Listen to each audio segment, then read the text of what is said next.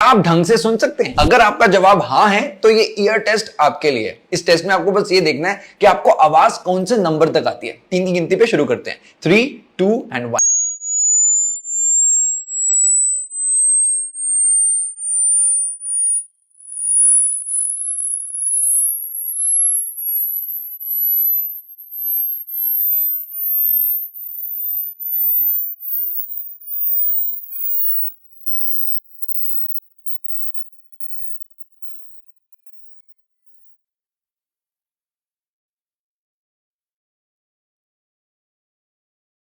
आपके कानों की एज कितनी आई मुझे कमेंट सेक्शन में बताइए, और ये वीडियो अपने उन सभी दोस्तों को भेजिए जो हर टाइम अपने कानों में ईयरफोन्स लगाए रखते हैं।